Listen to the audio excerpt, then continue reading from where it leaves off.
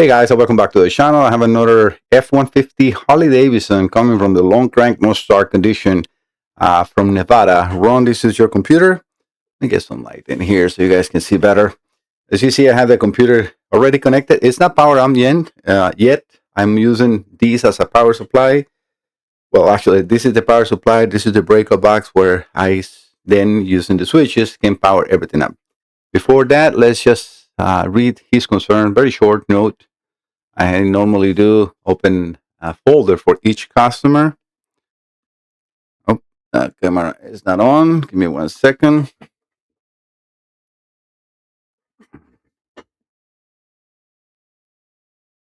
Okay, now it's on. I have the cluster. This is my cluster. This is his computer. And the reason I'm doing that, so you have a better visual if the computer reads RPM, because this is a normal or a very common situation across the F-150s with the 104 pin computers. Even the 7.3 liters sometimes shows the same behavior. Not so common in those, but more in the gas engines. So when we are, when I'm going to do the test, and if I inject the cam and crank sensor signals, we should see immediately as soon as it powers up, because since everything is now off, the cluster will do the sweep. And the only reason it does the sweep is because it's completely disconnected, like you are completely disconnecting the battery.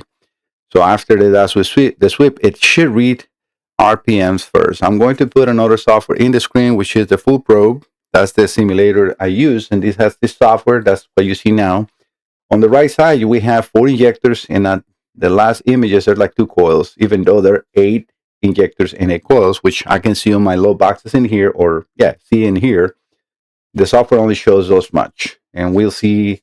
The center is the RPM wheel that I'm now setting it up for 400 RPMs, and all that is ready to go. So the signal for the cam and crank are already being sent to the computer, but since the computer is off, it's obviously not engaging in firing the coils, spark plugs, and so on. All right, let's read the information first. Let me take the full probe out of the view. So this is EK01. You got here yesterday. And it says crank no start, no tag signal on dash. And this is the VIN number of the vehicle. Just for my records or for myself, I need that to make sure that I use the correct wire diagrams. This is the family of the computer, which is a 2C68. The family is actually MPC206. The number of the computer is 2C68-12A650-AB. And the tier tag, which is specific for that year, is the EK01. So everything is as it's supposed to, and I put the name of the customer right there. Pretty much pretty straightforward problem, right? All right, let me get the full probe here.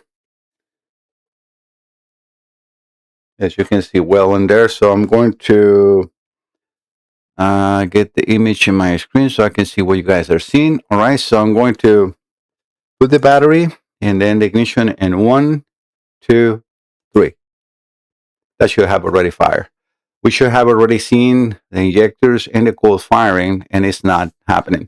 I want you to see that flickering light. That's the RPM coming from the simulator. All this that you see here is the actual hardware that I connect to the computer with all this, I don't know, not even, connection points that I have made. But yeah, we have no issue, or sorry, no firing. It's absolutely like it's nobody here. Sometimes these computers react in the middle of a time, like, oh, look, it just proved me right. You see right now it's firing. So we can understand that, yes, the computer was receiving the signal. And this is Ron definitely looking like a bad analog to digital converter, because the circuitry is now telling me that it's there.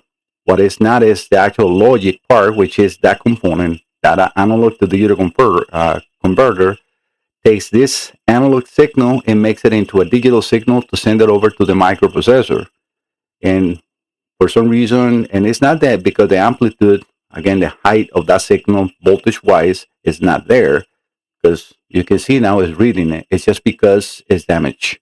And this is very normal or very common on these vehicles due to bad alternators, spark plugs or coils that leak into the block, and that signal rides along the crankshaft position sensor signal and then erases or corrupts the information into that component that has logic, and then it's now looking for something different. And this is where it's that.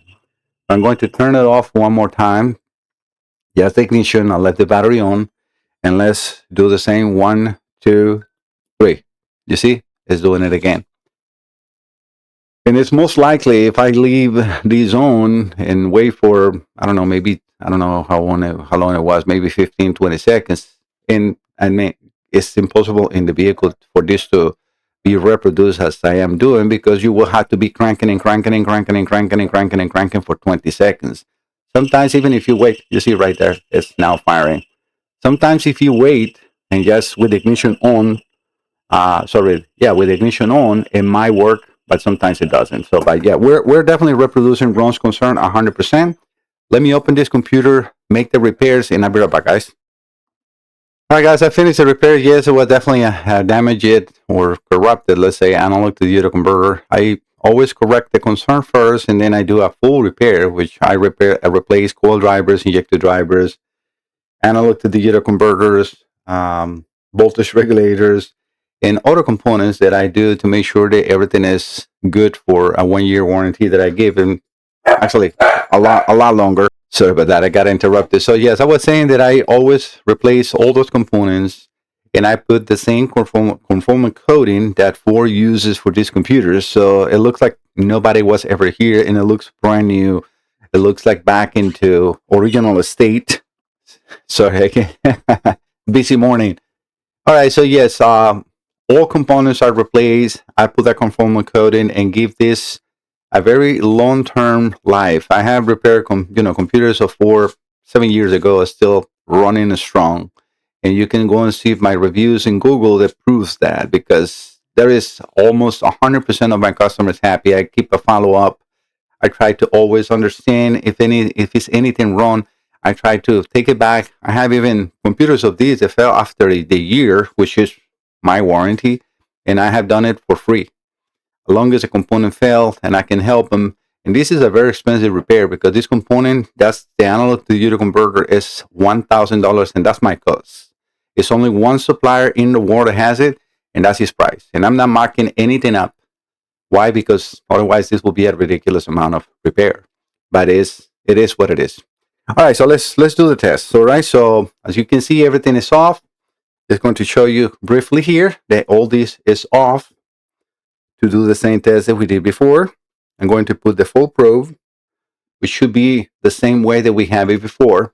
I usually use the signal 51, which is very specific to this simulator, but we saw that it was running fine. So when it run.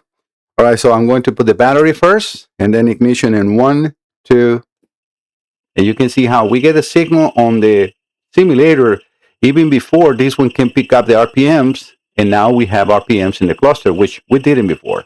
Disregard that. I have a bypass system that I don't need to do, because I had before to get the keys and get parameter reset and everything. I no longer need to do that. But that is only, again, in this control environment. This will be run, and for anyone that has sent a computer here, a plug and play. You don't need to do anything in the vehicle. Why? Because this is your original computer. And this is the big difference when you repair your computer than getting a used one or something. Sometimes I have to get, a donor module because the computer are damaged to no repair. Very minimum percentage.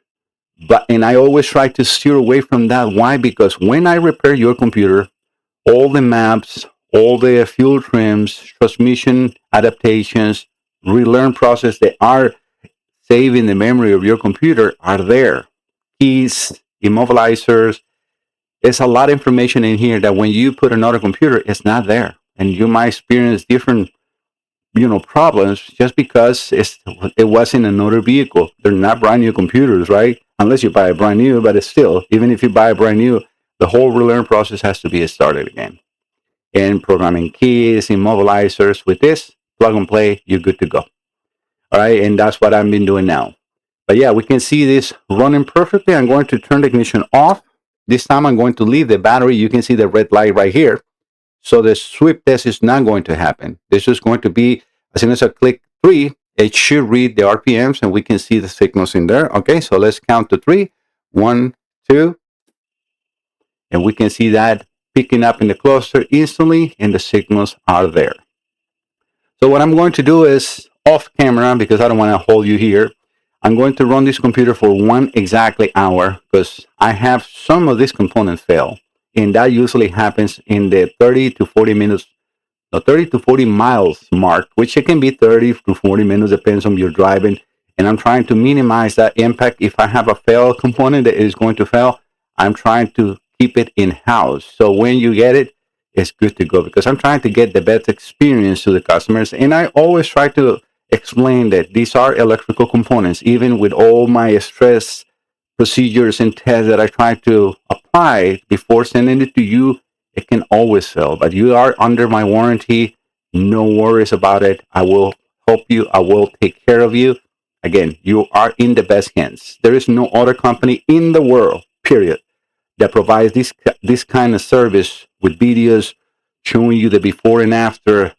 There is a lot of guys out there that try to tell, oh, yeah, this is your computer and I'm plugging into a car. Yeah, sometimes that can be true. Sometimes can be just not true. Because I have actually none of these ones, right?